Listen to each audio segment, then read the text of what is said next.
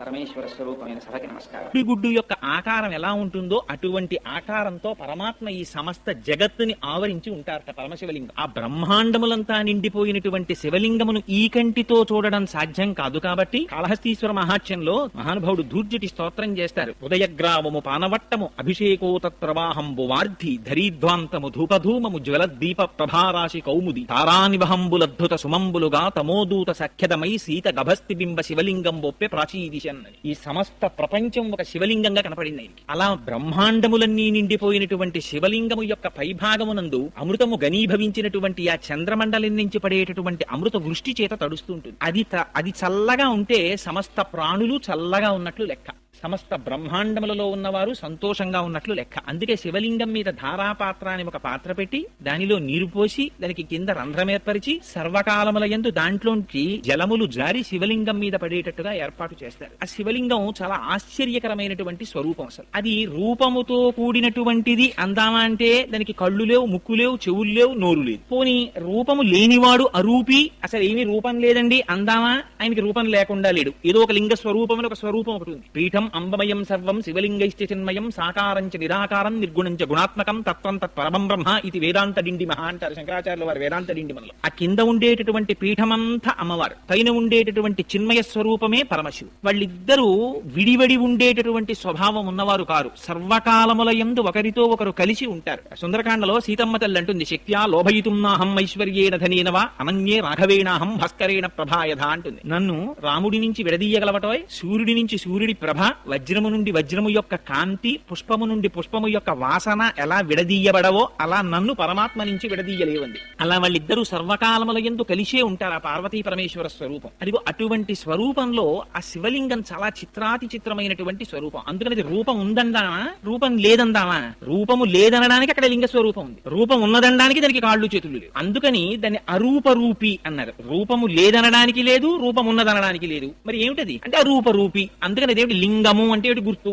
అనంత కోటి బ్రహ్మాండములు నిండిపోయినటువంటి పరమాత్మని మీరు దేనితో చూపిస్తారు? చూపించడం కుదరదు. అందుకని లింగియా ఒక గుర్తు పెట్టారంతే, ఇదే పరమాత్మ అని అభిషేకం చేస్తున్నారు. అందుకే ఉపాసన దగ్గరికి వెళ్ళేటప్పటికి లింగోపాసన ఒక స్థాయి పైన ఉంటుంది. ఆ ఉపాసకులని క్రింది స్థాయి ఉపాసకులు చెనకడం కష్టం. అందుకనది లింగోపాసనం అనేటటువంటిది సామాన్యమైనటువంటి విషయం కాదు. ఆయనే సాకారమూర్తిగా ఉన్నప్పుడు సాంబ సదాశివుడై దర్శనమిస్తారు. సా అంబ అమ్మవారితో కలిసినటువంటి వాడై సగుణాకారంబుగా చూపవే చిన్నీరేజ విహారమత్వ మధుపా శ్రీకాళహస్తీశ్వర అంటాడు ధూర్జటి. స్వామి, ఈ కొందులతో చూడడానికి వీలుగా అమ్మవారితో కలిసి నాకు దర్శనమివ్వవా అని అడుగుతాడు. అదిగో అలా కనపడినటువంటి స్వరూపాన్ని సాంబశివుడని పిలుస్తారు. అమ్మవారితో కలిసి ధవళవపుషమిందోర్ మండలే సన్నివిష్టం భుజగబలయహారం భస్మ దిగ్ధాంగదేహం మృగయ పరశుపాణిం చారు చంద్రార్థమౌళిం హృదయ కమల మధ్యే సంతతం చింతయామి అంటారు. ఒక రూపం కాదు పరమశివుడికి, అనేక రూపాలు, అనేక ఆయుధాలు. ఇందులో ప్రధానంగా ఒక చేతిలో మృగాన్ని పట్టుకుని, ఒక చేతిలో గండ్రగొడ్డలని పట్టుకుని, ఒక చేత్తో అభయముద్ర పట్టి,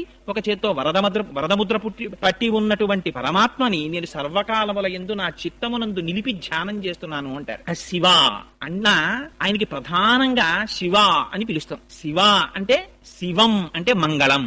దానికి కొన్ని అర్థాలు చెప్పారు. మంగళము, కళ్యాణము, శ్రేయస్సు, భద్రము, ఈ అర్థములతో కూడినటువంటి మాటకే శివం అని పేరు. కాబట్టి శివ అంటే ఏమిటి? ఎక్కడెక్కడ శుభం కావాలని కోరుకుంటున్నారో అక్కడ శివారాధన జరిగి తీరవలే. ఎక్కడెక్కడ కళ్యాణము కావాలనుకుంటున్నారో అక్కడక్కడ శివారాధన జరిగి తీరవలే. ఎక్కడెక్కడ మీరు కళ్యాణము, భద్రము, శ్రేయస్సు, క్షేమము, యోగము, శాంతి వీటిని కోరుతున్నారో అక్కడెక్కడ శివాభిషేకం జరుగుతూనే ఉండాలి. అందుకే పుట్టకోడిని నక్షత్రంలో పిల్లవాడు పుట్టాడండి, శివాభిషేకం చేసుకోండి. ఏమండి దుర్నిమిత్తములు కనపడుతున్నాయి, శివాభిషేకం చేసుకోండి.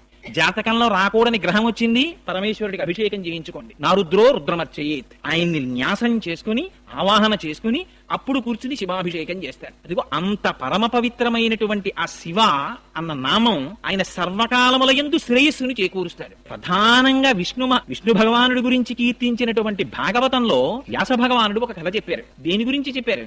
దక్ష ప్రజాపతి చేసినటువంటి నీలీశ్వర యాగం గురించి చెప్పారు. అందరినీ పిలుస్తాను, శివుడు మాత్రం అక్కర్లేదన్నాడు దక్షుడు. చేసుకోమన్నారు. అడ్డెవరు వస్తారు? చేసుకో, దానికి ఉంది, నీ ఇష్టం, చేయమన్నారు. చేశాడు. ఏమైంది? చేస్తున్నది యజ్ఞం, కావలసినది యజ్ఞము యొక్క ఫలితం. యజ్ఞమనబడేటటువంటి కర్మ జడం, తనంత తానుగా అదేం ఫలితం ఇవ్వదు. ఆ కర్మ చేత ప్రీతి పొందినటువంటి భగవానుడు తత్సంబంధమైనటువంటి క్రతువుకు మంగళాన్ని ఫలితాన్ని ఇవ్వాలి. కానీ నాకు ఈశ్వరుడు అక్కర్లేదన్నాడు, నాకు శివుడు అక్కర్లేదన్నాడు. యాగం చేశాడు. ఏమైంది? చిట్ట చివరికి ఏ తల్లి అనంతకోటి బ్రహ్మాండములు నిండి నిబిడీకృతపై పరమశివుని యొక్క ఇల్లాలైందో అటువంటి తల్లి తనకి కుమార్తెగా పుడితే ఆ వైభవాన్ని గుర్తెరగలేక ఆవిడ్ని కూతురుగా విడిచిపెట్టుకున్నాడు. ఆ తల్లి ఒక్క మాట అంది చిట్ట చివర, అగ్నిగుండంలో ప్రవేశించింది. ఎవ్వరూ కూడా చిట్ట చివర శరీరాన్ని త్యాగం చేసేసే ముందు అప్పుడు అబద్ధం చెప్పవలసినటువంటి అవసరం ఎవరికీ ఉండదు కదండి. అప్పుడు సత్యమే పలుకుతారు. అంతకన్నా సత్యమే ఉండాలి. ఆ తల్లి ఒక మాట చెప్పింది, తెలిసి తెలియక దక్ష అని ఒక ఘోరమైనటువంటి పని చేశావు. ఏమిటి నువ్వు చేసినటువంటి? భవాద్వేష్టి నహో శివాహ శివేతరహ, నువ్వు భవుడైనటువంటి పరమశివుణ్ణి ద్వేషించావు. ఆయనకి లింగ పురాణంలో భవ అంటే సంజీవనం సమస్తస్య జగత సలిలాత్మిక భవ ఇత్యుచ్యతే మూర్తిర్భవస్య పరమాత్మనః. ఆయన నీటి రూపాన్ని పొంది ఈ సమస్త జగత్తుని నిలబెడుతున్నాడు పరమశివుడు. నీరు లేకపోతే ఈ జగత్తు లేదు. అటువంటి పరమశివుణ్ణి, అటువంటి మంగళప్రదమైన మూర్తిని నువ్వు ద్వేషించావు. నాకు అక్కర్లేదు శివుడు అన్నారు. ఇది తెలియక చాలా మంది క్షేత్రాలు కడతారు. పరమశివుడు అందమైనటువంటి చిత్రం ఒకటి కొంటారు. మూడో నాడు ఎవరో చెప్తారు తెలిసి తెలియని వాళ్ళు, ఏమండి ఇంట్లో శివుడి ఫోటో ఉండకూడదు, తీసుకెళ్లి పెట్టేయండి అని. శివాలయం ఒకటి తేరగా దొరుకుతుంది, తీసుకొచ్చి తెల్లవారేటప్పటికి శివాలయాల్లో పెట్టేస్తుంటారు. దాని గురించే భాగవతం మాట్లాడింది. అవి పిచ్చి పనులు. శివాలయానికి తీసుకొచ్చి శివుడి ఫోటో పెట్టేదేమిటి? నీకు మంగళం అక్కర్లేకపోతే, నీకు శ్రేయస్సు అక్కర్లేకపోతే, నీకు కళ్యాణం అక్కర్లేకపోతే, నీకు సుఖశాంతులు అక్కర్లేకపోతే నువ్వు శివుడిని విడిచిపెట్టేసుకో, అభ్యంతరం ఏం లేదు. నీకు అశాంతి కావాలంటే, అమంగళమే కోరుకుంటే శివుడు నాకు అక్కర్లేదని చెప్పచ్చు. శివుడు అంటేనే మంగళం. అందుకని పోతన గారు, వ్యాసుల వారు నిర్ద్వందంగా చెప్పారు, నువ్వు శివుడు అక్కర్లేదని నిరీశ్వర యాగం చేశావు, అమంగళం జరుగుతుందని చెప్పి అమ్మవారు దేహత్యాగం చేసింది. ఏమైంది? మొదలెట్టిన యాగం తొట్టతుదకి చేసినటువంటి దక్ష ప్రజాపతి యొక్క శిరస్సు తెగి కింద పడిపోయింది. మనకి నేర్పింది భాగవతం. శివకేశవుల మధ్య భేదాన్ని చూడకు, శివుడు వద్దని అనకు. శివుడు అంటేనే మంగళ స్వరూపము. ఆయన పేరు శంభుః. శం అంటే సుఖము, భావయతి శంభుః. ఎవరు ఈ సుఖాన్ని ఇస్తున్నాడో ఆయనకి శంభుః అని పేరు. ఏమిటి సుఖం? నీకు జీవితంలో తెల్లవారి లేస్తే కోరేటటువంటి కామ్యమైనటువంటి కోరికల దగ్గర నుంచి పునరావృత్తి రహితమైనటువంటి శాశ్వత శివ సాయుధ్యమును ఇయ్యగలిగినటువంటి జ్ఞానము వరకు ఇయ్యగలిగినటువంటి వాడు పరమశివుడు. అందుకే ఎక్కడెక్కడ శివ కటాక్షము కలుగుతుందో అక్కడక్కడ జ్ఞానము ప్రసరిస్తుంది. అందుచేతనే ఆ మహానుభావుడికి శంభుః అని పేరు. ఆయన ఎటువంటి శివుడుట? శివానంద లహరిలో శంకర భగవత్పాదాచార్యులు వారు ఒక స్తోత్రం చేశారు. ఆ స్తోత్రంలో అంటారు, భృంగీచ్ఛానటనోత్కటక్కరిమత స్ఫురన్మాధవా హ్లాదో నాదయుతో మహాశితవపు పంచేషు బాణాదృత సప్తక్ష సుమనోవనేషు నపునః సాక్షాన్మదీయే మనో రాజీవే భ్రమరాధిపో విహరతాం శ్రీశైల వాసీ విభు అంటారు. ఈ మనోరాజీవము, ఈ మనస్సనబడేటటువంటి పద్మములో విహరించేటటువంటి తుమ్మిద స్వరూపంతో ఉంటాట. ఈ లోపల ఉండేటటువంటి ఈ మన పుష్పం మంచి సుగంధంతో ఉండాలి, పరిమళ భరితమై ఉండాలి, స్వచ్ఛంగా ఉండాలి, మకరందంతో కూడినదై ఉండాలి. అందులో ఏది ఉండాలి? ఎప్పుడు భక్తి అనబడేటటువంటిది ఉండాలి. ఎక్కడెక్కడ భక్తి ఉంటుందో అక్కడ ఆ భక్తి అనేటటువంటి రసాన్ని స్వీకరించడానికి పరమశివుడు లోపల దాని చుట్టూ తిరుగుతూ ఉంటాట. అందుకని ఆ మనస్సు భక్తితో కూడిన నాడు మాత్రమే జ్ఞానమబ్బి మనోలయం అవుతుంది. లేకపోతే శంకర భగవత్పాదులంతటి వారు శివానంద లహరిలో ఎంత గొప్ప కోరిక కోరారంటే, సామాన్యమైన కోరిక కోరారా? నాకు స్వామి నరత్వం దేవత్వం నగవన మృగత్వం వశకత పశుత్వం కీటత్వం భవతు విహగత్వాది జననం సదాత్త పాదాబ్జ స్మరణ పరమానంద లహరి విహారాసక్తం చేద్రూదయమిహ కింతేన వపుష.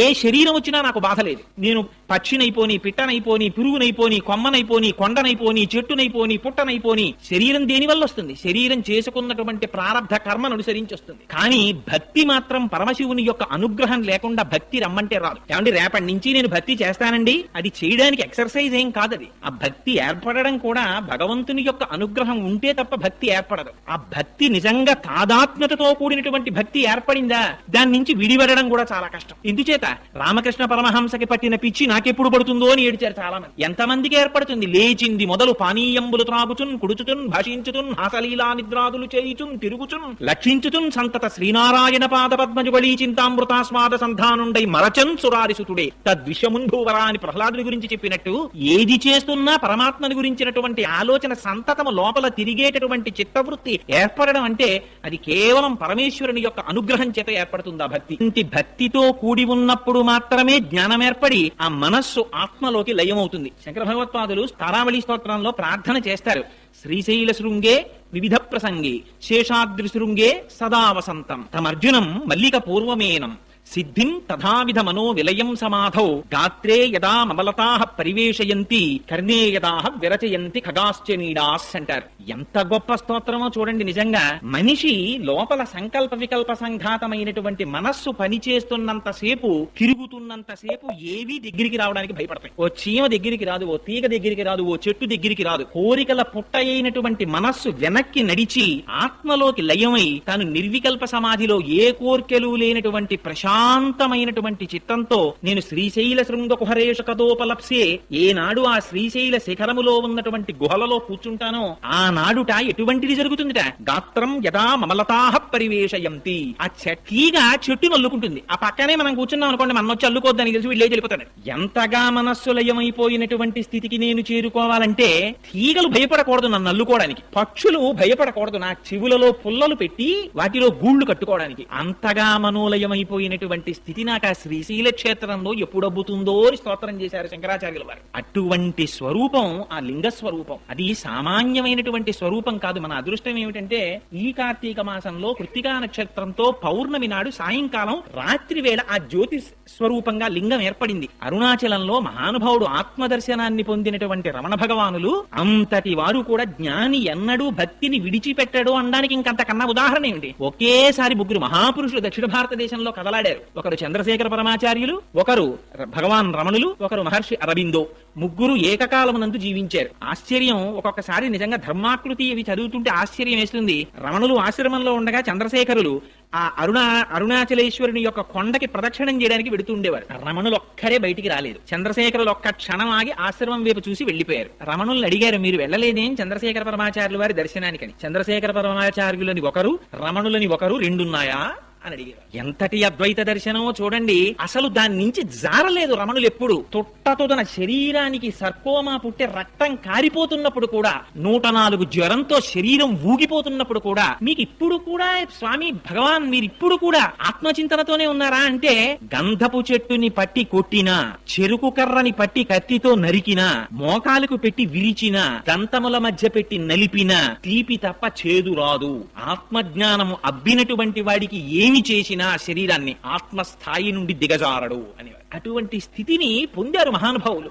అందుకే ఆ అరుణాచల లింగం గురించి ఎన్ని స్తోత్రాలు చేశారు. అదిగో అటువంటిది ఆ కృత్తికా నక్షత్రంతో కూడినటువంటి పౌర్ణమి నాడు కార్తీక మాసంలో ఏర్పడింది ఆ జ్యోతి స్తంభం. అదే మనం ఎక్కడ చెప్పినా కూడా 12 జ్యోతిర్లింగములు అని పేరు పెట్టి చెప్పి ఆ జ్యోతిర్లింగంగానే అజ్ఞానాన్ని మటుమాయం చేయగలిగినటువంటి లింగ స్వరూపాన్ని ధ్యానం చేస్తాం. అటువంటి వాటిలో పరమ ప్రఖ్యాతమైనటువంటి స్వరూపం కపిల తీర్థంలో ఉన్నటువంటి ఒక లింగం. ఇవాళ ఎందుకు ఈ విషయాన్ని ప్రస్తావన చేయవలసి వచ్చింది అంటే, నాకు పాపం చాలా మంది ఫోన్ చేశారు, ఏమండి ఒక్కసారి ఆ కపిల తీర్థం గురించి 4 మాటలు చెప్పండి అని అడిగారు. ఈ మధ్య రామారావుపేట శివాలయంలో ఉపన్యాసం చెప్తూ కపిల తీర్థానికి జరిగేటటువంటి అన్నాభిషేకం గురించి ప్రస్తావన చేస్తే చాలా మంది మాట ఎక్కడైనా చెప్పినప్పుడు కపిల తీర్థం గురించి ఒక 4 మాటలు చెప్పండి అని అడిగారు. కపిల తీర్థం గురించి చెప్పడం అంటే శివలింగం గురించి చెప్పడమే. ఎందుకని అంటే శివలింగములు ఏర్పడడం దృష్ట్యా 7 రకాలుగా ఏర్పడతాయి. ఒకటి మృణ్మయములు అంటారు, అంటే మట్టితో చేయబడినటువంటి లింగం అయితే దాన్ని మృణ్మయ లింగము అంటారు. రెండవ దాన్ని సైకత లింగము అంటారు, అంటే తాత్కాలికంగా పూజ చేయడానికి కానీ లేదా ఇతర పద్ధతులలో కానీ ఇసుకతో చేసినటువంటి లింగం అయితే దానికి సైకత లింగం అని పేరు.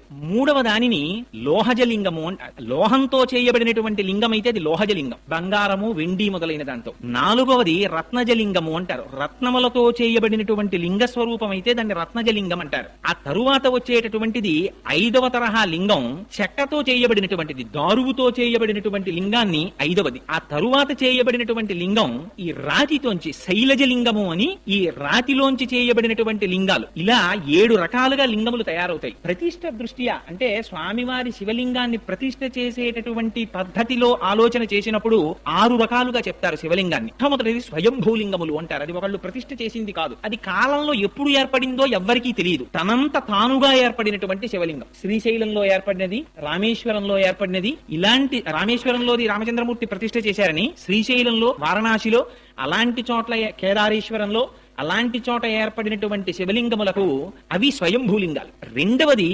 దివ్యలింగములు అంటారు. దివ్యలింగములంటే దేవతల చేత ప్రతిష్ఠ చేయబడినటువంటి లింగములు. ఇక్కడ మనకి శ్యామలకోట సంస్థానంలో సామర్లకోట అంటారే, అక్కడ ప్రతిష్ఠ చేయబడినది. ఇలాంటి వాటిని దివ్యలింగములు అంటారు. ఇవి ఒకదానికన్నా ఒకటి కిందకు ఉంటాయి. మూడవ లింగం ఆర్షలింగములు అంటారంటే మహర్షులు స్థాపించినటువంటి లింగములు. నాలుగవ వాటిని మానుష లింగములు అంటారు, అంటే మనుష్యులు ప్రతిష్ఠ చేసినటువంటి లింగాలు. ఐదవది రాక్షస లింగములు అంటారు, అంటే రాక్షసులు కూడా శివలింగాన్ని ప్రతిష్ఠ చేస్తారు, అందుకని వాటిని రాక్షస లింగములు అంటారు. ఆ తరువాత ఆరవ లింగాన్ని అవి సహజలింగములు అంటారు. అవి ప్రకృతిలో తనంత తానుగా శివలింగం ఏర్పడి తనంత తాను ధారాపాత్ర ఏర్పడి తనంత తాను అభిషేకం జరిగిపోతుంటుంది. అలా జరుగుతుందా అండి అని మీకు అనుమానం రావచ్చు. మీరు ఎప్పుడైనా అరకు వెళ్ళినప్పుడు బుర్రా కేవ్స్ అని చెప్పి ఉన్నాయి, మనకి చాలా మంది చూడడానికి వెడుతూ ఉంటారు. మీరు వెడితే ఇప్పటికీ చూడొచ్చు, నది కొండని తొలుచుకుంటూ వెళ్ళిపోయింది. వెళ్ళిపోతే ఆశ్చర్యం ఏమంటే అక్కడ ఒక శివలింగం ఏర్పడ్డాయి. ఆ శివలింగాలు పైన ఎక్కడో కొండ యొక్క ఉపరితలం ఉంటుంది. ఆ కొండ ఉపరితలం మించి ఖచ్చితంగా ఈ శివలింగం ఏర్పడిన దాని మీదకి సన్నటి ధార ఎడతెరిపి లేకుండా రాత్రింబాళ్లు పడిపోతుంటుంది. ఆ పడిపోతున్నది శివలింగం పెరిగిపోతుంటుంది. అది విచిత్రం. అది పెరిగి పెద్దదైపోయి అక్కడికి వెడితే మనకి బుర్రా కేవ్స్ లో చూపిస్తారు. పెరిగి పెద్దదైపోయి శివలింగం స్తంభంలా పెరిగి మళ్ళీ వెళ్లి కొండను ముట్టుకుంటుంది. అలా నీళ్లు పడి ఆ శివలింగం అలా పెరుగుతూ ఉంటుంది. ఇప్పటికీ బుర్రా కేవ్స్ లో అటువంటి శివలింగాలు ఉన్నాయి. ఇప్పటికే అభిషేక తీర్థం పడుతూ పెరుగుతున్న శివలింగాలు. అదిగో అటువంటి లింగములని సహజముగా ఏర్పడినటువంటి లింగములు అంటారు. ఆ తరువాతది బాణలింగం. బాణలింగం అంటే నర్మదా నదిలో ఉండేటటువంటి శిలల్ని నీటి యొక్క వేగము ఒరుచుకుంటూ వెళ్లడం చేత ఏర్పడినటువంటి లింగములను బాణలింగములు అని పిలుస్తారు. ఈ విధంగా ప్రతిష్ఠ దృష్ట్యా ఆ శివలింగాల్ని 7 రకాలుగా విభజించారు.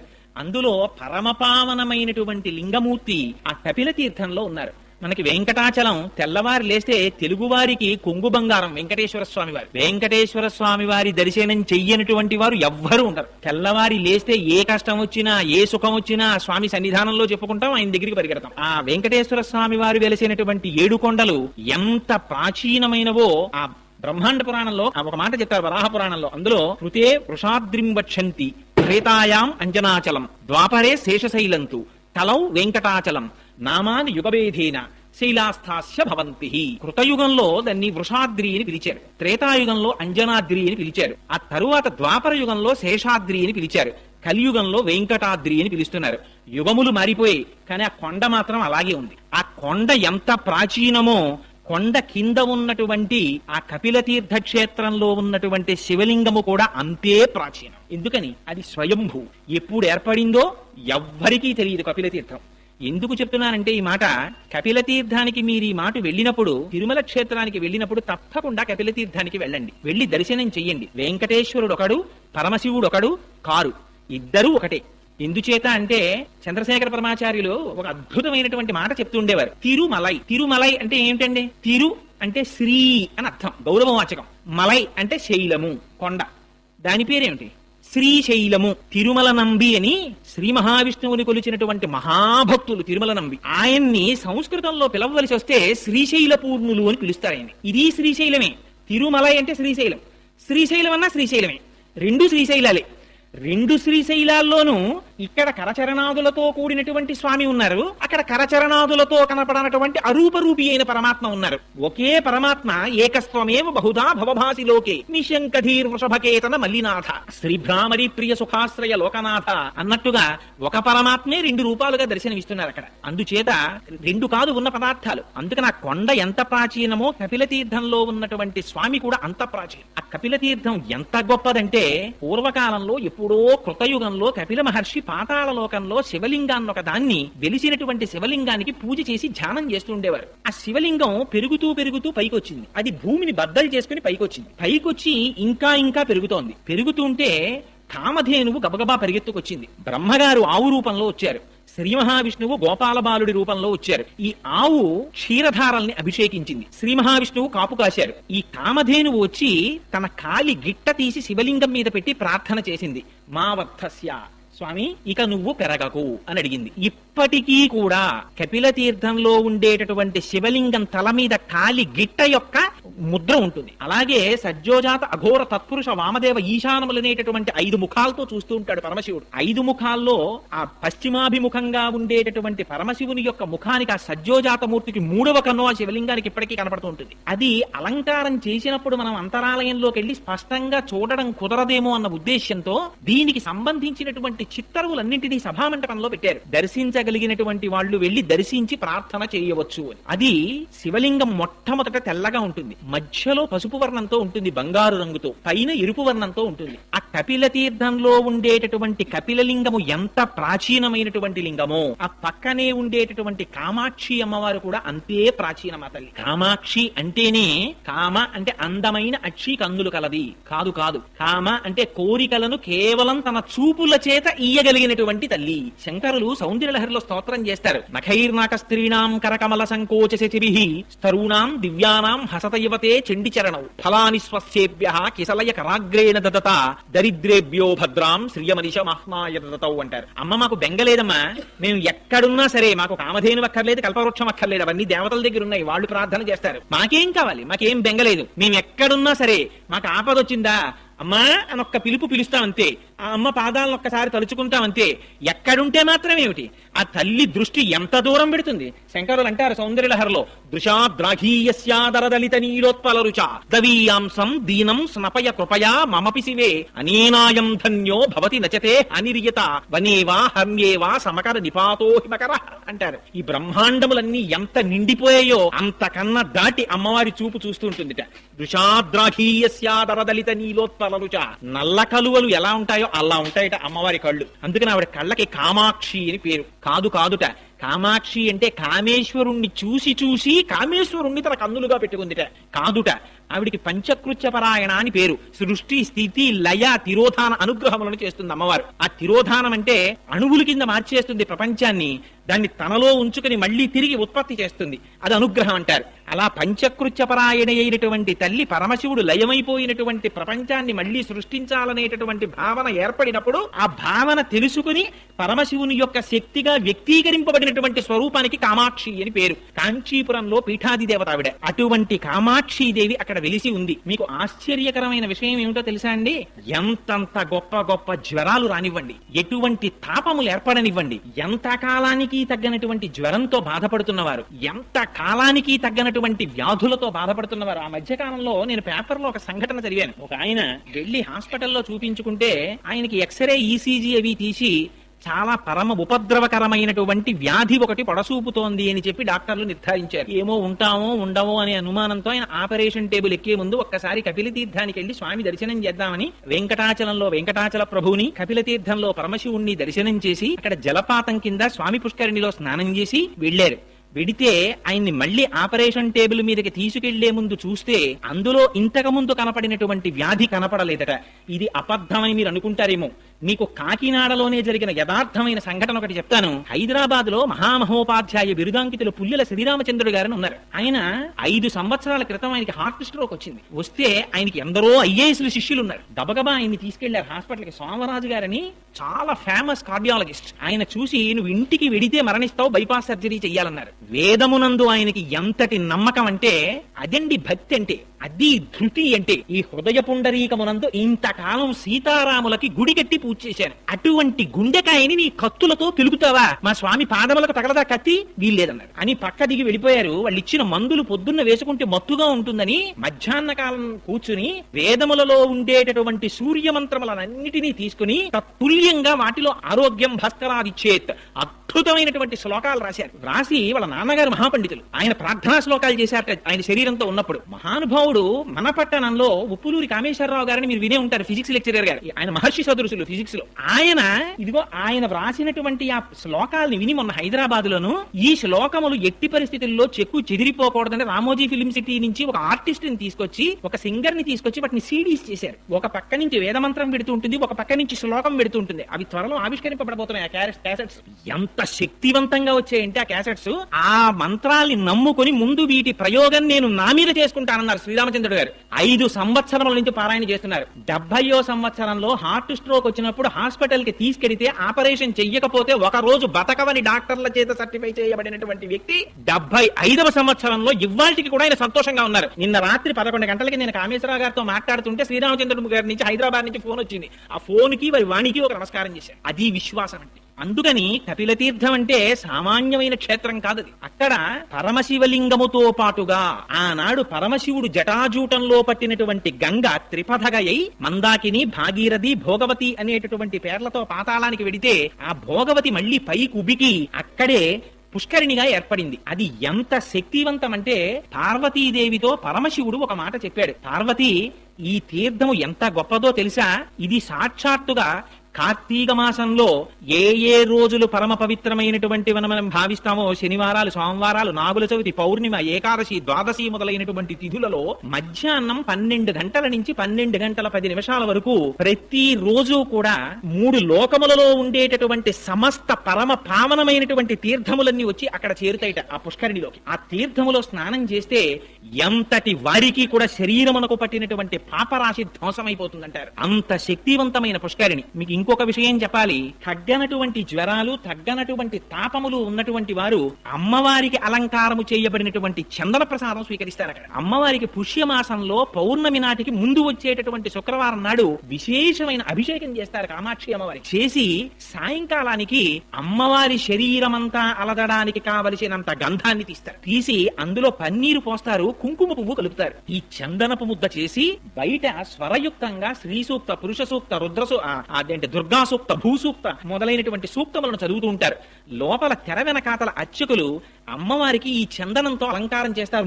మూర్తంతా చందనంతో అలంకారం చేసేస్తారు. చీర అమ్మవారికి చందనంతో కట్టేస్తారు. అంచులు చందనంతో తీర్చిదిద్దుతారు. అప్పుడు అలంకారం చేసి ప్రదోష వేళలో తెర తీస్తారు. తెర తీసి ఆ సమయంలో పంచవాయిద్యాలు మోగుతాయి. అప్పుడే అమ్మవారికి కుంభహారతి, సూర్యహారతి, చంద్రహారతి, నక్షత్రహారతి, మంగళహారతి, కర్పూరహారతి, ఈ హారతులన్నీ పడతారు. పట్టినప్పుడు అమ్మవారిని దర్శనం చేస్తారు. ఆ దర్శనం చేసినటువంటి వారికి ఆ మరునాటి ఉదయం అమ్మవారి ఆ రాత్రంతా అమ్మవారు ఆ చందనంతో ఉంటుంది. ఆ చందనాన్ని ఒలిచి ఆ చందనాన్ని ప్రసాదంగా ఇస్తారు. ఆ చందనమును లలాటమునందు ధరించినటువంటి వాళ్ళకి ఎందరికో తగ్గనటువంటి జ్వరములు, తాపములు తగ్గాయని శాస్త్రం పేర్కొంటోంది.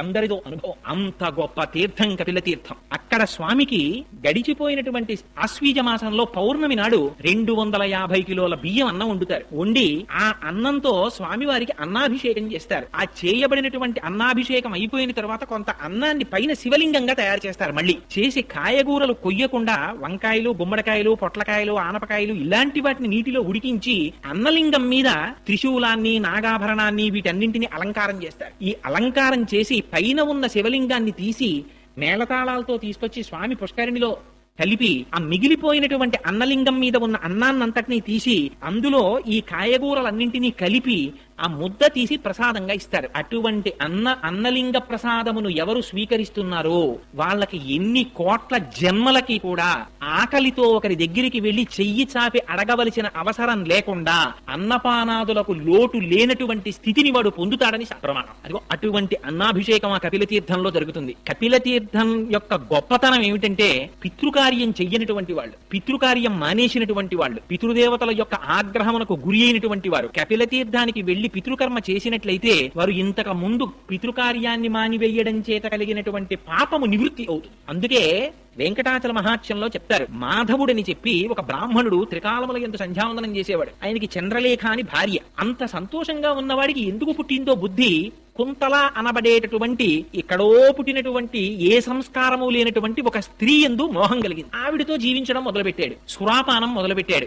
ఆఖరికి ఎంత దూరం వెళ్ళిపోయాడంటే మాంసభక్షణం చేయడం కూడా మొదలెట్టాడు. ఆవిడితో కలిసి కోయపల్లెల్లోకి వెళ్ళిపోయాడు. అటువంటి వాడు ఒకనాడు రాజు తన పరివారముతో కలిసి వెంకటాచల క్షేత్రానికి వెడుతుండగా చూసి వాళ్లతో పాటుగా బయలుదేరి వెళ్ళాడు. వెళ్ళి వాళ్ళందరూ కూడా మొట్టమొదటి కపిలతీర్థానికి వెళ్లి అక్కడ పితృకార్యం చేశారు. ఈయన కూడా వాళ్లతో వెళ్లి పితృకార్యం చేసి మట్టి ముద్దలు తీసి పిండములుగా సమర్పించాడు. ఎందుకని తనకేమీ లేదు కనుక, తనేమి తింటున్నాడో దానితోనే పిండ ప్రదానం చేయాలి. అందుకని మట్టి ముద్దలతో పిండ ప్రదానం చేశాడు. వెంటనే ఆయన శరీరమునకున్నటువంటి పాపరాశి ధ్వంసమైంది. తరువాత వెంకటాచల పర్వత సానువులనికి పైకెక్కాడు. అక్కడికెక్కి స్వామి పుష్కరిణిలో స్నానం చెయ్యగానే బ్రహ్మాది దేవతలు ప్రత్యక్షమై, నీకు భవిష్యత్తులో నువ్వు ఆకాశరాజుగా జన్మిస్తావు, నీకు జన్మించినటువంటి కుమార్తె పద్మావతి వెంకటాచలపతికి భార్య అవుతుందని వరమిచ్చాడు. అందుకని ఆ వెంకటాచలంలో ఉన్నటువంటి ఆ కపిల తీర్థంలో ఉన్నటువంటి ఆ తీర్థం అంత గొప్ప తీర్థం. అది సాక్షాత్తుగా పాతాళంలో భోగవతి పైకి పొంగింది. కపిల తీర్థంలో దర్శించవలసినటువంటి మహాద్భుతమైనటువంటి విషయం వేరొకటి ఏమిటంటే, ఆ కపిల తీర్థానికి దాటి కొంచెం పక్కకి రాగానే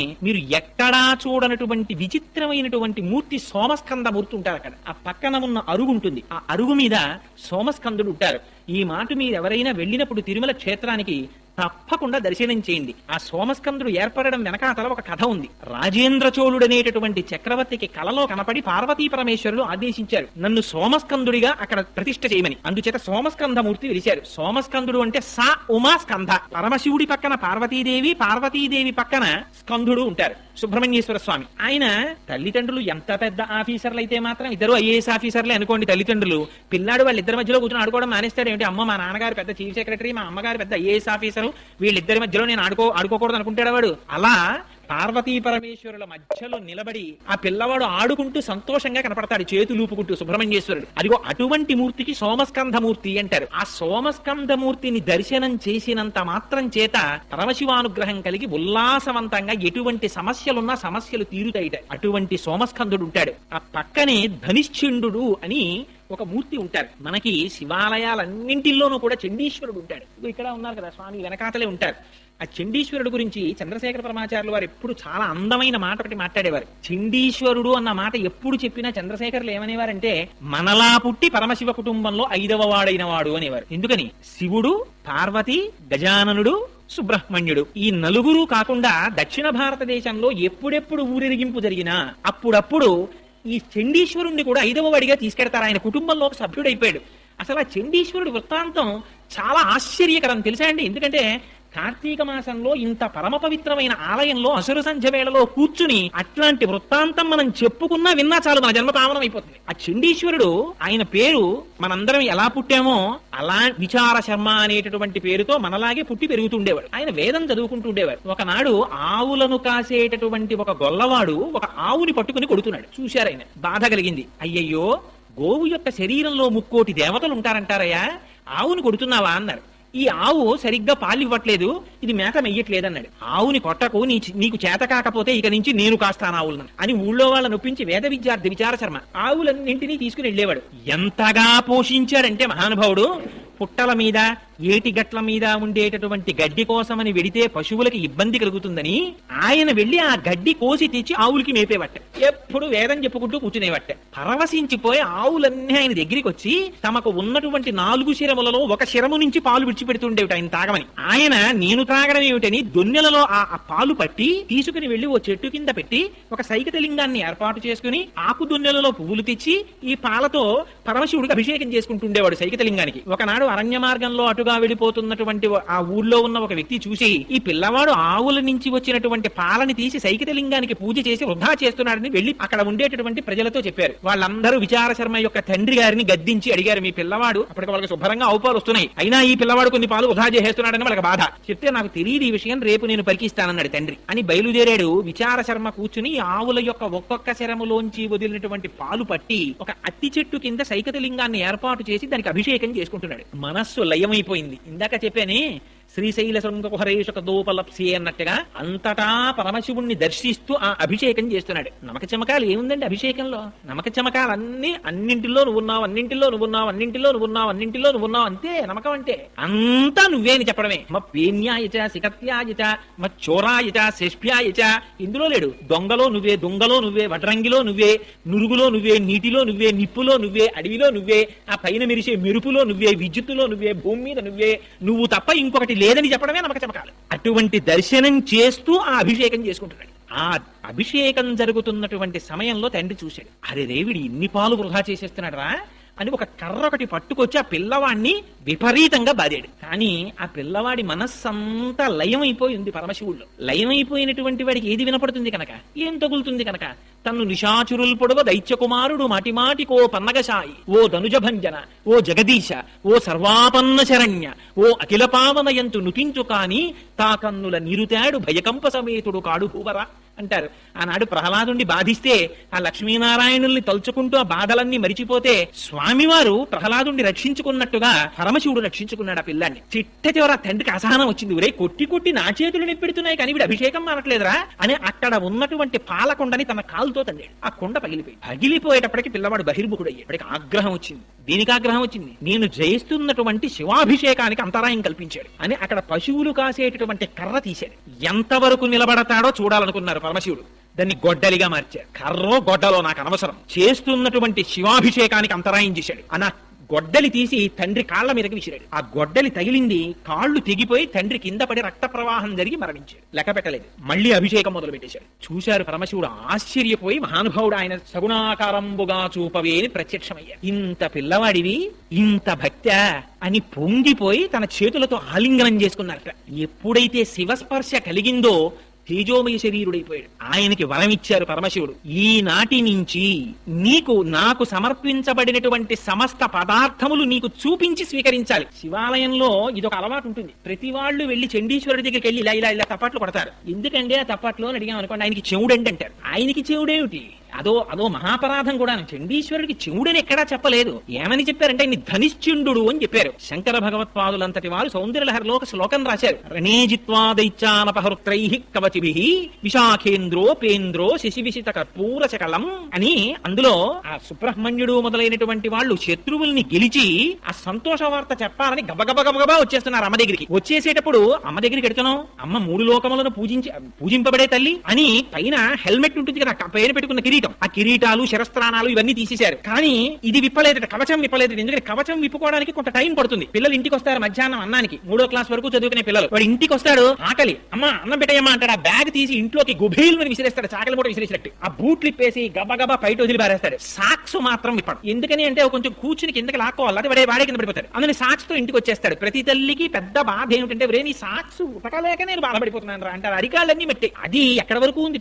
అమ్మ దగ్గరికి తొందరగా వెళ్ళిపోవాలని సుబ్రహ్మణ్యేశ్వరుడు, శ్రీ మహావిష్ణువు మొదలైనటువంటి వారు కూడా పాపం దొరికిన వాడు ఎవరంటే ఈనోడు అమాయకు నందీశ్వరుడు, ఆయన మీద పెట్టేస్తూ ఉంటారు. చాలా దారుణాతి దారుణ. భక్తికి కూడా ఒక అర్థం ఉండాలండి. కార్తీక మాసంలో దీపం తీసుకెళ్లి కొంచెం పెద్ద ప్లాట్ఫామ్ ఉంటే నందీశ్వరుడి తోక కింద మన కింద పెడితే మనం కూర్చోగలమా? ప్రేమ ఎక్కువైపోయిందండి కోటేశ్వరారు, మీరంటే ఎంత ప్రేమో మాకు అని నా పృష్ఠభాగం వెనకాతల దీపం పెట్టి పురాణం చెప్పమట్లా వారేటప్పటికి ముందు భోజనాదులన్నీ అన్నపూర్ణాదేవికి రావడం అన్ని సిద్ధం చేసేస్తుంది. లేకపోతే ఈయన గబాలను బయటికి వెళ్ళిపోయి భవతి భిక్షాందే అంటట, పరువు పోయేది అమ్మవారి. అందుకని ఇంట్లో అన్ని సిద్ధంగా చేసేసి ఉంచుతుంది ఆవిడ. గబుకుని బయటికి వెళ్ళిపోతారేమో ఈయనని. చంద్రశేఖరులంతటి వారు వ్యాఖ్యానంలో సంతోషపడిపోయారు. ఆ స్వామి స్వీకరించగా మిగిలిపోయినటువంటి పదార్థాలని మాత్రం ఇతరులు ముట్టుకోకూడదు. అవి నివృత్తి చండాంశ త్రిపురహర నిర్మాల్య విముఖై, అవి చండీశ్వరుడు స్వీకరిస్తాడు. ఆయనకి చూపించి తీసుకోవచ్చు. శివాలయంలో చాలా మంది ఏమనుకుంటారంటే, అమ్మో దీన్ని పట్టుకెళ్ళకూడదండి అని పట్టుకొచ్చి పాపం దొరికిన వాడు ఎవరంటే ఈనోడు అమాయకుడు నందీశ్వరుడు, ఆయన మీద పెట్టేస్తూ ఉంటారు. చాలా దారుణాతి దారుణ. భక్తికి కూడా ఒక అర్థం ఉండాలండి. కార్తీక మాసంలో దీపం తీసుకెళ్లి కొంచెం పెద్ద ప్లాట్ఫామ్ ఉంటే నందీశ్వరుడి తోక కింద మన కింద పెడితే మనం కూర్చోగలమా? ప్రేమ ఎక్కువైపోయిందండి కోటేశ్వరారు, మీరంటే ఎంత ప్రేమో మాకు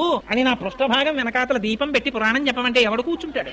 అదే భక్తి అంటే. అరటి పండు ముక్క తెచ్చి ఆయన మూతికి పూసేయడం, అక్కడి నుంచి కోళ్ల మీద వాలే ఈగలన్నీ వచ్చి ఆయన మూతి మీద వాళ్తూ ఉండడం. అదే నందీశ్వరుడు అంటే.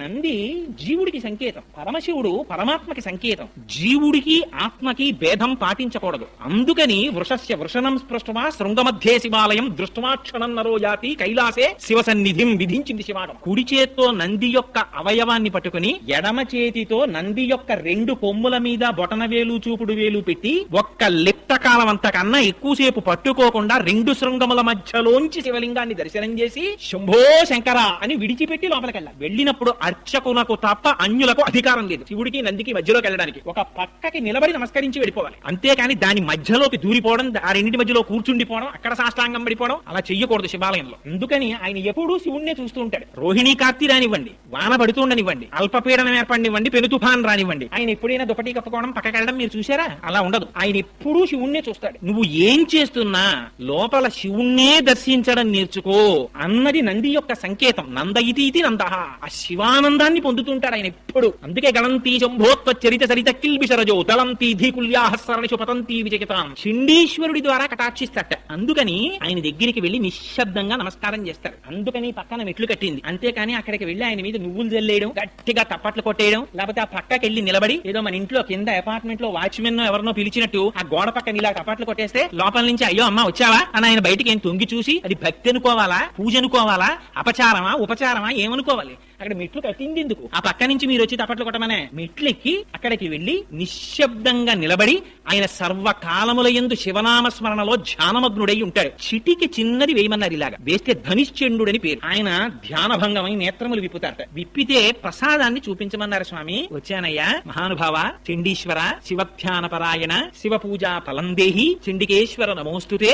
స్వామి నేను శివుణ్ణి ఆరాధన చేశానయ్యా, నాకు ఆ ఫలితాన్ని ఇప్పించవా అని అడిగి ఆయనకు ఒకసారి ఇలా చూపిస్తే శభాష్ చౌరా శివాలయానికి చాలా సంతోషం, మూట కట్టుకోబో ఫలితాన్ని ఆయనకి చూపించి తీసుకెళ్లమన్నారు. శివ నిర్మాల్యాన్ని దాటినా పరమశివ నిర్మాల్యాన్ని తొక్కినా గత జన్మలలో చేసుకున్న పుణ్యం పోతుంది. మహిమ్నా స్తోత్రంలో చెప్పారు. అందుకే గంధర్వుడు జరిగిపోయాడు పుష్పదంతుడు. అందుకని శివ నిర్మాల్యాన్ని తీసుకొచ్చి ఎక్కడ పడితే అక్కడ పారేయడం అలా చెయ్యకూడదు. శివాలయంలో ప్రవర్తించవలసినటువంటి విధానం ఉంది. ఆ విధానంలో ప్రవర్తించి భగవంతుని యొక్క అనుగ్రహాన్ని పొంది వెళ్ళాలి నిశ్శబ్దంగా. అందుచేత అదిగో అటువంటి ధనిశ్చండు ఉంటాడు ఆ కపిలేశ్వర తీర్థంలో. ఆయనని ఒక్క చిటిక వేస్తే చాలట, కన్నులు విప్పి మహానుభావుడు ఫలితాన్ని మనకి కటాక్షిస్తాడు. అదిగో అది ధనిశ్చండ వృత్తాంతం. అది దాటి యువతలకొస్తే అక్కడ కాలభైరవుడు ఉంటాడు. ఆ కాలభైరవుడు మహానుభావుడు. ఆయన గురించి స్తోత్రం చేస్తారు. దేవరాజ సేవ్యమాన పావనాంగ్రి పంకజం వ్యాళయజ్ఞ సూత్రమిందుశేఖరం కృపాకరం నారదాది యోగి బృంద వందితం దిగంబరం కాశికాపురాధినాథ కాలభైరవం భజేత్. జ్ఞానముక్తి సాధనం విచిత్ర పుణ్యవర్ధనం శోకమోహ దైన్యలోభకోపతాపనాశనం తే ప్రయాంతి కాలభైరవంగ్రి సన్నిధిం ధ్రువం అని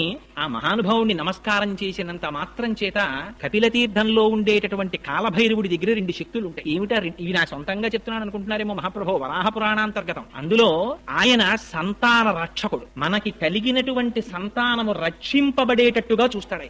వాళ్ళకి ఎటువంటి ఉపద్రవం రాకుండా చూస్తాడు. 2 ఆ కాలభైరవుణ్ణి ఒక్కసారి దర్శనం చేసి ఎప్పుడైనా ప్రయాణించకూడనటువంటి సమయంలో ప్రయాణం చెయ్యవలసి వస్తే అర్ధరాత్రి వేళ ప్రయాణం చేసినా ప్రయాణంలో ప్రమాదం వచ్చినా ఒక్కసారి 3 మాటలు చెప్పమన్నారు. ఏమిటా మాటలు? కాలభైరవా నమోస్తుతే, కపిలేశ్వర నమోస్తుతే, కాశీ విశ్వేశ్వర నమోస్తుతే అని 3 మార్లంటే ప్రయాణంలో తేళ్లు కాని పావులు కాని విషక్రిములు కాని మన జోలికి రావుట. ప్రమాదములు ఏవైనా పొంచి ఉన్న ఉంటే తప్పుతాయిట. అటువంటి ఫలితమీయగలిగినటువంటి కాలభైరవుడు అక్కడ ఉన్నాడు. అక్కడే మాణిక్యవాచకరు ఉన్నారు. మనకి రేపు కార్తీక మాసం వెళ్ళిపోయిన తర్వాత మార్గశీర్ష మాసం వచ్చి ధనుర్మాసం వచ్చింది అనుకోండి, తిరుప్పావై ప్రారంభం అవుతుంది. మనందరం ఇటువైపు నుంచి వెంకటేశ్వర స్వామి వారి ఆలయానికి చేరుకుంటాం. అక్కడ మన గోవిందబాబు గారు లక్ష్మణాచార్యుల వారు వీరందరూ చాలా అందంగా తిరుప్పావై చేస్తారు. ఇక్కడ కార్తీక మాసంలో సత్యనారాయణ గారు ఎంత అందంగా అభిషేకాలు అవి చేస్తారో ఇది మన అదృష్టం. వెంకటనగర్ లో ఉన్న వాళ్ళకి చక్కగా 2 శివకేశవ ఆలయాలు 2 పక్క పక్కనే ఉండడం, 2 శ్రద్ధాభక్తులతో అర్చన చేయబడేటటువంటి పెద్దలు ఉండడం. అక్కడికి వెడితే తిరుప్పావై ఉంటుంది. అలాగే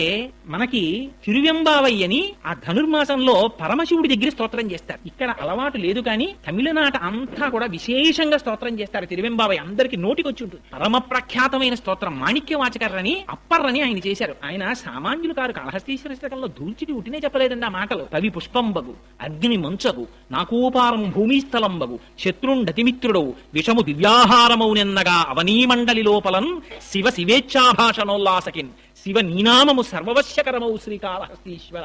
శివా శివా అన్న 2 మాటలు జన్మనంతటినీ కూడా మన కష్టములను ఈడేర్చి మన్ని ఒడ్డు చేర్చగలిగినటువంటి బ్రహ్మాండమైనటువంటి నౌక ఆ శివనామం. అందుకే అప్పర్రని మనకి నాయనార్లు ఎలా అయితే వైష్ణవ సాంప్రదాయంలో 12 ఆళ్వార్లు ఉంటారో శైవ సాంప్రదాయంలో 63 మంది నాయనార్లు ఉన్నారు. వాళ్ళు పరమశివ భక్తులు. అందులో పరమ ప్రఖ్యాతి వహించిన వారిలో అప్పరకరు. వారిని వాగీశులు అంటారు. మరి తల్లిదండ్రులు చిన్నతనంలోనే మరణించారు. పాపం అక్కగారికి పెళ్లి కుదిరింది. తీరా పెళ్లి కుదిరిన తరువాత ఆ వరుడు మరణించాడు. నిశ్చితార్థం అయిపోయింది కనుక నేను ఇంకొక వివాహం చేసుకోవాలని తిలకాంబిక అని ఆవిడ అలా ఉండిపోయారు. ఈ తమ్ముణ్ణి పెంచితే ఈయన జైనుల్లో కలిసిపోయారు. కలిసిపోతే ఈవిడ రోజు శివాలయానికి వెళ్లి ప్రార్థన చేసేవారు. స్వామి మా తమ్ముడు మళ్ళీ శైవంలోకి వచ్చేటట్టుగా అనుగ్రహించు అని. ఒకనాడు పరమశివుడు ఆవిడికి స్వప్న సాక్షాత్కారం ఇచ్చాడు. ఇచ్చి శూలవ్యాధితో బాధపెట్టి నీ తమ్ముడిని తీసుకొస్తాను శైవంలోకి అన్నాడు. ఆయనకి శూలవ్యాధి బయలుదేరి అపారమైన కడుపు మంట నిప్పి. ఒకనాడు అక్కగారికి కబురు చేశారు. ఆవిడంది నేను రాను, నువ్వు జైలుల్లో ఉన్నావు, నువ్వు కానీ ఇక్కడికి వస్తే నేను శివాలయానికి తీసుకెళ్లి నీకు ఆ రుగ్మత పోయేటట్టు చేస్తానంది. ఆయన మొత్తానికి ఎవరికీ తెలియకుండా ఓ రాత్రి వేళ తెల్ల బట్టలు కట్టుకుని అక్కడి నుంచి బయలుదేరి వీడి దగ్గరికి వచ్చారు. శివాలయానికి తీసుకెళ్లారు.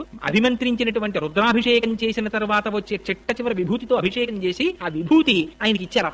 అప్పర్ నోట్లో వేసుకున్నారంటే ఆ శూలవ్యాధి పోయింది. ఆయన అపారమైన శివభక్తుడైపోయి పత్రికలు పాడారు. పాడుతుంటే ఈ విషయం జైనులకి తెలిసి మా దగ్గర నేర్చుకున్న మంత్రములతోటే శూలవ్యాధి పోగొట్టుకుని అవి శైవ మంత్రముల చేత తగ్గించుకున్నానని ప్రచారం చేస్తున్నాడు మహాప్రభు. అందుకని పిలిచి అప్పర్ని దండించమన్నారు. రాజుని కట్టేసి తీసుకొచ్చారు. అప్పర్ని తీసుకొచ్చిన తర్వాత ఏమయ్యా నువ్వు ఇలాంటి మాటలు చెప్తున్నావు కదా, నిన్ను శివుడు ఎలా రక్షిస్తాడో చూస్తాం, ఉడుకుతున్న సున్నపు గదిలో పారేయండి అన్నారు. పడేశారు. తీసుకెళ్ళి పడేస్తే హాలాహలాన్ని మింగినవాడు నా ప్రభు, నాకేమిటి బెంగ అని శివుడి మీద పత్రికాలు పాడుతూ గదిలో వెళ్ళిపోయారు. మరునాటి వరకు కాపలా ఉన్నారు భటులు. తలుపులు తీశారు. మంచు గడ్డలా ఉంది. ఏసీ చేసేస్తే ఎలా ఉంటుందో అలా ఉంది గది. అందులోంచి బయటకు వచ్చారు. అప్పర్ విషం కలిపిన అన్నం పెట్టారు. శివపత్రికం పాడుతూ తిన్నారు. ఆయనకి ఏం అవ్వలేదు. చిట్ట చివర ఆయన్ని ఏనుగుతో తొక్కించడానికి కాళ్ళు చేతులు కట్టి పడేశారు. ఏనుగుని తీసుకొచ్చారు. భద్రగజానికి ఉన్మత్తం వచ్చి అక్కడ ఉన్న జైనుల్ని సంహరించింది. అయినా వాళ్ళకి క్రోధం తీరక ఆయన కడుపుకి బండరాయి కట్టి కాళ్ళు చేతులు కట్టి సముద్రంలో పారేశారు. ఆయన ఆశ్చర్యం ఏమిటో తెలుసా అండి, ఆ కాళ్ళకి చేతులకి కట్టినటువంటి తాళ్లు ఊడిపోయి ఆ పెద్ద బండరాయి మహాపద్మంలా సముద్రంలో తేలింది. దాంట్లో కూర్చుని అప్పర్ ఇంకొక శైవ క్షేత్రాన్ని చేరుకున్నారు. ఆయనకు ఒక లక్షణం ఉండేది. అప్పర్కి జ్ఞాన సంబంధర్ అప్పర్ ఇద్దరు ఒక కాలంలో బ్రతికారు. చిత్రం ఏమిటంటే జ్ఞాన సంబంధర్ ఎప్పుడూ కూడా పత్రికలు అవి పాడుతుండేవారు, ప్రబోధం చేస్తుండేవారు. అప్పర్ అలా కాదు, వయసులో పెద్దవారు. అయినా సరే ప్రతిరోజు శివాలయానికి వెళ్ళినప్పుడు గుణపం పారా పట్టుకుని ఎడుతుండేవారు. వెళ్లి అక్కడ ఉన్న ఏ పిచ్చి గడ్డో మొక్కలో ఏవో ఒకటి ఆలయాన్ని శుభ్రం చేసేవారు. పత్రికలు పాడి వచ్చేవారు. ఇద్దరూ కలిసి దక్షిణ భారతదేశంలో ఒక గొప్ప క్షేత్రానికి వెళ్లారు. ఆలయం శిథిలం అయిపోయి కనపడింది. అలా కాదు, దీన్ని మనం బాగు చెయ్యాలనుకున్నారు. సాయంకాలం అయ్యేటప్పటికి పని చేసిన వాళ్ళందరికీ అన్నం పెడతామన్నారు. వీళ్ళ దగ్గర ఏముందని పెట్టడానికి? అందరూ పని చేస్తుండేవారు. అప్పర్ కూడా పని చేసేవారు. జ్ఞాన సంబంధర్ మాత్రం పని చేసేవారు కాదు. ఇద్దరు కూర్చుని పత్రికలు పాడేవారు. తూర్పు గోపురంలో ఒక బంగారు నాణ్యం, పశ్చిమ గోపురంలో ఒక ఇప్పటికీ ఉన్నాయండి ఆ శివాలయాలన్నీ తమిళనాడులో. అప్పర్ వాళ్ళు పునర్నిర్మించిన ఆలయాలు. 2 బంగారు నాణ్యాలు దొరికేవి. జ్ఞాన సంబంధరికి దొరికినటువంటి బంగారు నాణ్యాన్ని బయటికి తీసుకెడితే వచ్చేటటువంటి డబ్బు కన్నా అప్పర్కి దొరికిన బంగారు నాణ్యంలో బంగారం ఎక్కువ ఉంది అని చెప్పి ఎక్కువ ధరిస్తుండేవారు వర్తకులు. అందులో ఎందుకు మేలిం ఎక్కువ ఉంది అని బాధపడి ఒకనాడు జ్ఞాన సంబంధ స్తోత్రం చేశారు పరమశివుణ్ణి. స్తోత్రం చేస్తే నువ్వు కేవలం స్తోత్రం మాత్రమే చేస్తావు. అప్పర్ అలా కాదు, కాయిక కష్టం కూడా చేస్తారు. తన శరీరాన్ని కూడా శివ కైంకర్యానికి ఉపయోగిస్తున్నాడు. అందుకే ఆ నాణ్యంలో మేలిమి ఎక్కువ ఉంటోందని పరమశివుడు తీర్పు చెప్పారు. అంతటి మహానుభావుడు అప్పర్. అందుకని అదిగో ఆయన ఉన్నారే, ఆయన మూర్తి దర్శనం మీరు చెయ్యి. ఆయన ఎంతటి గొప్పవారో తెలుసా అండి అప్పర్ కైలాస శిఖరం మీద ఉన్న పరమశివుడి దర్శనం చేస్తానని హిమాలయ పర్వతాల దగ్గర ఉన్నటువంటి మానస సరోవరాన్ని దాటి కాళ్లతో నేను ఎక్కడమా అని కాళ్లతో ఎక్కడం మానేసి ఈ 2 కాళ్ళు తీసి పైకి కట్టేసుకుని మోకాళ్లతో డేక్కుంటూ పర్వతం ఎక్కారు. ఎక్కితే ఈ కింద ఉండేటటువంటి చర్మము అన్ని పోయి ఎముకలు పైకి వచ్చేస్తే చీకటి పడిపోయిన డేకుతుంటే ఆయనకి దారి కనపడదని అక్కడ ఉండేటటువంటి మహాసర్పాలు పడగల విప్పి తమ పడగల మీద ఉన్నటువంటి మణుల కాంతిలో దారి చూపిస్తుంది. ఆయన భక్తికి పరవశించిపోయి వృద్ధుడి రూపంలో పరమశివుడు వచ్చి దర్శనమిచ్చి, ఎంత సాహసం చేశావప్పర్, ఇంత సాహసం చెయ్యకు, నీకు నేను తిరువయ్యూరులో దర్శనమిస్తాను వెళ్ళమన్నారు. కన్ను మూసి కన్ను తెరిచేటప్పటికి ఆరోగ్యంతో తిరువయ్యూరులో ఉన్నారు upper. Beyond any doubt prove చేశారండి శివభక్తి ఎంత గొప్ప స్థితికి తీసుకెడుతుందో. నాయనార్లు చాలా మంది, 63 మంది నాయనార్ల యొక్క చరిత్ర పెరియ పురాణంలో చదువుతూ ఉంటే ఇంతంత గొప్పవాళ్ళ నిజంగా ఏమి మహాభక్తులు రా వీళ్ళందరూ అనిపిస్తుంది. అప్పర్ ఎంత గొప్పవారంటే వృద్ధుడైపోయి కూడా జ్ఞాన సంబంధర్ కుర్రవాడు. జ్ఞాన సంబంధర్ పర్యటనకు వస్తే అప్పరేరి అని అడిగేవారు పల్లకీలోంచి. అటువంటి మహానుభావుడు వచ్చారని ఎంత వినయం అంటే అప్పర్కి జ్ఞాన సంబంధర్ కూర్చున్న పల్లకీని అప్పర్ మోస్తూ ఉండేవారు. ఇక్కడే ఉన్నానన్నారు. ఎక్కడున్నారని చూస్తే తన పల్లకీ మోస్తున్నారు. గభాలన పైనుంచి దూకి ఆయన్ని కౌగిలించుకుని అప్పా అని పిలిచారు ఆయన్ని. అందుకని ఆయనకి అప్పర్ అని పేరు వచ్చింది. వాగీశుడు అని బిరుదు ఆయనకి. అటువంటి మాణిక్యవాచక అప్పర్ వాళ్ళ విగ్రహాలు ఇప్పటికీ కూడా కపిల తీర్థంలో మీరు సాకారంగా చూడొచ్చు. అక్కడ ఎదురుగుండా ఉంటాయి. అక్కడే 2 బిల్వ వృక్షములు ఉంటాయి కపిల తీర్థంలో. ఆ 2 బిల్వ వృక్షములే పార్వతీ పరమేశ్వరుల యొక్క సాకార స్వరూపమని నమ్ముతారు. ఎందుచేత అంటే బిల్వ వృక్షం అపారమైనటువంటి ఐశ్వర్యాన్ని ఇస్తుంది. ఆ బిల్వ వృక్షం కింద కూర్చునే లక్ష్మీదేవి తపస్సు చేసింది. 5 చోట్ల మాత్రమే లక్ష్మీదేవి ఉంటుంది అని చెప్తారు. ఆ 5 ఒకటి మారేడు దళం. అందుకే మారేడు దళాలతో పరమశివుడికి పూజ చేయడం చేత కలిగేటటువంటి లక్ష్మీ ప్రసన్నత అపారమైనటువంటి ఐశ్వర్యం. చాలా మందికి ఒక తెలియని అపోహ ఒకటి ఉంటుంది. ఏమిటి అపోహ అంటే శివుడు అంటే శ్మశానవాసి, ఆయన శ్మశానంలో తిరుగుతూ ఉంటాడు, ఒళ్ళంతా శవ విభూతి రాసుకుంటాడు, ఒంటి మీదంతా పాములు వేసుకుంటాడు, ఏదో రక్తం ఓడుతున్న ఏనుగు చర్మం కప్పుకుంటాడు, పులి చర్మం లేదు, ఆయనే అలా తిరుగుతుంటాడు. మళ్ళీ ఆయన దగ్గరికి వెళ్ళి మన నమస్కారం కూడా ఎందుకు, ఆయనకి జలాలతో అభిషేకం అని ఒక అపోహ. అది కాదు. మీరు ఒకటి ఆలోచించండి, తల్లిదండ్రులు అనబడేటటువంటి వారు తాము దాచుకుంటారా, తమ పిల్లలకి పెడతారా? తమ పిల్లలకి పెడతారు. త్యాగే నైకే అమృతత్వ మానసు. పరమశివుడు శ్మశానవాసి అంటే దాని అర్థం అంత పరమశివుడు, అంతటి మహానుభావుడు, కైలాసవాసి, హిమవంతుని యొక్క అల్లుడు, ఆయనకి జన్మ లేనటువంటి వాడు, బ్రహ్మమస్తకావలి నిబద్ధతే నమ శివాయ అని శంకరుల చేత స్తోత్రము చేయబడిన వాడు, కాలాతీతుడు. అటువంటి వారికి ఉండడానికి 150 గజాల స్థలమే దొరకదండి ఆయనకి. శ్మశానవాసి అంటే అర్థం పరమశివుడు రుద్రభూమిలో ఉంటాడు, అదే ఆయన అడ్రస్. శ్మశానంలో ఉంటాడు తప్ప ఇంకెక్కడ ఉండడు, అందుకని శ్మశానవాసి కాబట్టి శివుణ్ణి పూజ చేయకండి అనేది దాని అర్థం. ఏది శ్మశానం కాదు నాకు చూపించండి. శ్మశానానికి వెళ్ళని వాడిని చూపించండి నాకు. శ్మశానానికి వెళ్ళనివాడు ఉన్నాడు ప్రపంచంలో? ప్రపంచంలో పుట్టిన ఏ వస్తువైనా వెళ్ళిపోవలసిందే శ్మశానానికి. జాయతే గచ్చతే ఇది జగత్. వస్తుంది వెళ్ళిపోతుంది. ఎక్కడెక్కడ ఈ జగత్ అంతా పుట్టి వెళ్ళిపోతుందో అదంతా శ్మశానం. ఇక్కడ ఒక చెట్టు పుడుతోంది, చెట్టు మరణిస్తోంది, శ్మశానమైంది. ఇక్కడ నేను గట్టిగా మాట్లాడితే ధ్వని ప్రకంపనల చేత జీవులు చచ్చిపోతున్నాయి, శ్మశానమైంది. నా కాళ్ల కింద పడి జీవులు చచ్చిపోతున్నాయి, శ్మశానమైంది. నేను తింటే చచ్చిపోతున్నాయి, శ్మశానమైంది. అంత మహాశ్మశానమైంది. అంటే సమస్తము పరమశివుని చేతనే ఆవరింపబడి ఉంది. శివుని కన్నా వేరొకటి లేదు. అందుకని బ్రహ్మాండ వ్యాప్త దేహ భసిత హిమరుచాభాసమానా భుజంగై. వ్యాపకత్వంతో చెప్తే విష్ణు అంటాం, ఆయన్ని మంగళప్రదంగా చెప్తే శివుడు అంటాం. అందుకని లోపల శివం ఉన్నంతసేపే శివం, అది తీసేస్తే శవం. అది మంగళత్వం అంటే. అందుకని ఆయన శ్మశానవాసి అంటే ఆయన శ్మశానవాసి అండి నిజంగా ఎక్కడో శ్మశానంలో ఉంటారనే దాని అర్థం. నిజంగా అలా ఉంటే ఇంకంతకన్నా గొప్ప ఉపకారం ఉందండి. ఎవడొస్తాడు మన వెనకాతల? ఒక్కడు వచ్చేవాడు లేడు. కింవానేన ధనేన వాజి కరిభి ప్రాప్తేన రాజ్యేన కిం కింవా పుత్ర కళత్రమిత్ర పశుభిర్దేహేన గేహేన కిం జ్ఞాతైత క్షణభంగురం సపతిరోత్యాద్యం మనోదూరత స్వాత్మార్థం గురువాక్యతో భజ భజ శ్రీ పార్వతీ వల్లభం అంటారు శంకరులు. డబ్బు రాదు, మనం సంపాదించుకున్నటువంటి కార్లు రావు, వాహనములు రావు, రాజ్యం రాదు, చుట్టటొరకు మనదనుకున్న ఈ శరీరం రాదు, కొడుకు రాడు, కూతుళ్ళు రారు, భార్య రాదు. ఎవరొస్తారు? చేసుకున్న ధర్మము, పరమశివుని అనుగ్రహము తప్ప ఇంకొకటి రాదు మనతోటి. అంతటి మహానుభావుడు శంకరుడు. శం కరోతి ఇది శంకర. ఆయనకి శుభం చెయ్యడం తప్ప అసలు శంకరుడికి అమంగళం చెయ్యడం చేత కాదు ఆయనకి. అటువంటి వాడు శంకరుడు అంటే. అందుకే ఆయనకి మారేడు దళాలతో పూజ. మారేడు దళం అంటే లక్ష్మీ స్థానం. ఎక్కడెక్కడ మారేడు చెట్టు ఉంటుందో, ఎక్కడెక్కడ మారేడు దళం ఉంటుందో అక్కడక్కడ లక్ష్మీదేవి ఉంటుంది. అందుకని శంకరుడికి ఆ మారేడు దళంతో పూజ చేస్తారు. రెండవ లక్ష్మీ స్థానము పద్మం. పద్మములతో పూజ. అందుకే ఇప్పటికీ కపిల తీర్థంలో కామాక్షి అమ్మవారికి ఆ తామర పద్మాలతో పూజ చేస్తారు. ఆ పద్మము లక్ష్మీ స్థానం. మూడవది ఆవు యొక్క వెనుక భాగం. ఆవు యొక్క పృష్ఠభాగమునందు లక్ష్మీదేవి నివాసం ఉంటుంది. నాలుగవది స్త్రీ యొక్క పాపట. ఆ పాపటలో లక్ష్మీదేవి యొక్క స్థానం. అక్కడ లక్ష్మీదేవి నివాసం ఉంటుంది. అందుకని అది ఒకటి. ఇలా 5 స్థానాలు. ఒకటి బిల్వవృక్షం. ఆ బిల్వవృక్షం అంటే బిల్వదళంలో. రెండవది పద్మం. మూడవది స్త్రీ పాపట. నాలుగవది ఏనుగు యొక్క కుంభస్థలం. అందుకే గజారోహణం అంటుంటారు. ఏనుగు యొక్క కుంభస్థలంలో లక్ష్మీదేవి ఉంటుంది. 5వది ఆవు యొక్క వెనుక తట్టు. ఈ 5 ప్రాంతములు లక్ష్మీ స్థానాలు. అందుకని మారేడు దళంతో పరమశివుడికి పూజ. దానివల్ల అపారమైనటువంటి లక్ష్మీ సంపత్తి. కపిల తీర్థంలో ఇప్పటికీ కూడా 2 బ్రహ్మాండమైన మారేడు చెట్లు నిలబడి ఉంటాయి. ఇక్కడ లింగాకృతిలో ఉన్నటువంటి మహానుభావుడే అక్కడ సాకారముగా మారేడు చెట్ల రూపంలో ఉన్నాడని నమ్ముతారు. వెళ్లి ఆ మారేడు చెట్లకి నమస్కారం చేస్తారు. హించవలసినటువంటి వేరొకటిది, అక్కడే నాగుల చావిడి అని చెప్పి జంట నాగులు పెనవేసుకున్నటువంటి అనేకమైన మూర్తులు కలిగిన పెద్ద వేదిక ఒకటి ఉంటుంది. పూర్వం అక్కడ ప్రతిష్టలు చేసేవారు. ఇప్పుడు కుదరదు, ఎందుకంటే అసలు అంగుళం ఖాళీ లేదు. అక్కడికి వెళ్లి నమస్కారం చేస్తే, అభిషేకం చేసుకుంటే అక్కడే వల్లీ దేవసేనా సమేత సుబ్రహ్మణ్యేశ్వర స్వామి వారు ఉన్నారు. కాలసర్పదోషం ఉన్నవారు, కుజగ్రహ దోషం ఉన్నవారు, నవగ్రహ దోషాలున్నవాళ్ళు కపిల తీర్థానికి వెళ్లి స్వామివారికి అభిషేకం చేయించుకుంటే వాళ్ళకి ఉన్నటువంటి సమస్త గ్రహ దోషములు పోతాయంటారు. అదిగో అంతటి పరమపావనమైనటువంటి క్షేత్రం ఆ కపిల తీర్థం.